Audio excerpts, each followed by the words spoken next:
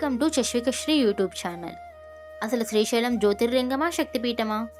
నందీశ్వరుని పుట్టుక కారణం ఏమిటి? గణేశునికి కుమారస్వామికి మధ్య వివాదం ఏమిటి? కుమారస్వామి భూలోకానికి ఎందుకు వచ్చారు? శివపార్వతులు చెప్పినా కుమారస్వామి ఎందుకు వినలేదు? అసలు శ్రీశైలంలో శక్తిపీఠం ముందుగా ఏర్పడిందా, జ్యోతిర్లింగం ముందుగా ఏర్పడిందా? ఇలాంటి మరెన్నో విషయాల గురించి ఇప్పుడు మనం తెలుసుకుందాం. వీడియోలోకి వెళ్లే ముందు subscribe to Chaswikasri YouTube channel. ఇలాంటి అప్డేట్స్ నోటిఫికేషన్స్ కోసం బెల్ ఐకాన్ క్లిక్ చేయండి. పూర్వం శిలాదుడు అనే మహర్షి మరణమంటూ లేని దైవ సమానులైన కొడుకుల కోసం తపస్సు చేయాలని నిర్ణయించుకొని అత్యంత పవిత్రమైన క్రౌంచ పర్వతం మీద ఒంటికాలు మీద నిలబడి శివనామ స్మరణ చేస్తూ ఘోర తపస్సు మొదలుపెట్టాడు. అలా రోజులు నెలలయ్యాయి, నెలలు సంవత్సరాలయ్యాయి. కానీ శిలాదుడు మాత్రం కఠిన దీక్ష ఆపలేదు. అప్పుడు తన భక్తికి మెచ్చిన పరమశివుడు ఏం వరం కావాలో కోరుకోమన్నాడు.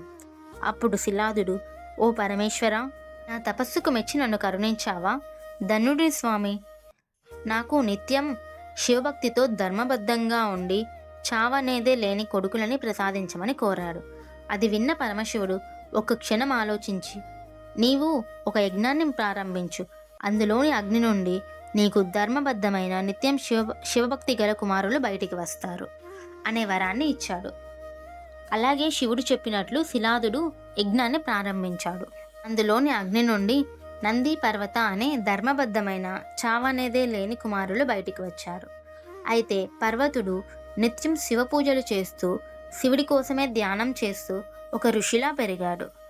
అందుకు పరమేశ్వరుడు అతని కోరిక మేరకు శ్రీశైల పర్వతంగా మార్చి, శివపార్వతులమిద్దరము నీపై కొలువు తీరి నీ కొండని పుణ్యక్షేత్రంగా మార్చుతానని, నీ కొండ శివనామ స్మరణతో మారుమోగుతుందనే వరాన్ని ఇచ్చాడు.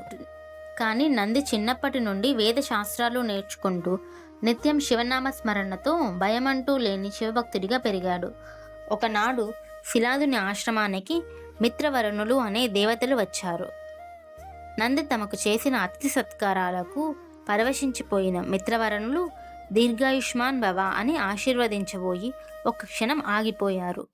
శిలాదునితో, ఈ బాలునికి త్వరలో మరణం సంభవించబోతుంది అని చెప్పి వెళ్ళిపోయారు. అప్పుడు శిలాదుడు నందితో, నీవు శివుని కోసం తపస్సు చేయమని సలహా ఇచ్చాడు.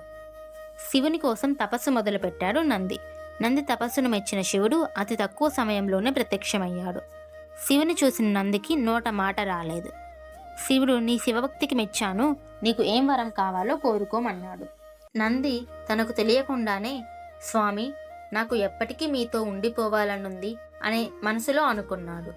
శివుడు చిన్నగా నవ్వి, నేను ప్రయాణించే వాహనం ఎద్దు నాకు దూరమైంది.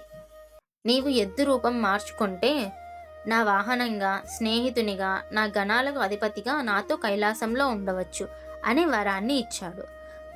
అప్పుడు పరమేశ్వరుడు నందిని తన వాహనంగా కైలాస క్షేత్రానికి ద్వారపాలకునిగా, పరమేశ్వరుడిని పూజించే గణాలకి అధిపతిగా నియమించాడు.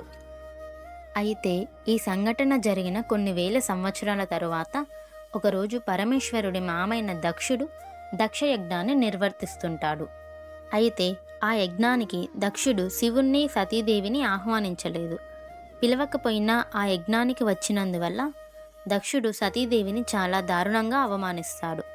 ఆ అవమానాన్ని తట్టుకోలేక సతీదేవి అక్కడే హోమం జరుగుతున్నటువంటి అగ్నిగుండంలో దూకి ఆత్మహత్య చేసుకుంటుంది. అది తెలిసిన పరమశివుడు సతీదేవి మృతదేహాన్ని చేతిలో పట్టుకొని కోపంతో రుద్రతాండవం చేస్తూ ముల్లోకాలనే నాశనం చేయబోతాడు. దాన్ని ఆపడానికి ఇక ఏ దారి లేక విష్ణుమూర్తి తన సుదర్శన చక్రాన్ని వదిలి సతీదేవి శరీరాన్ని ముక్కలుగా చేస్తాడు. ఆ ముక్కలు ప్రపంచం మొత్తంలో ఖండఖండాలుగా పడిపోతాయి. అందులో కొన్ని భాగాలు మన భారతదేశంలో పడ్డాయి. వాటినే మనం అష్టాదశ శక్తిపీఠాలుగా పిలుచుకుంటాం.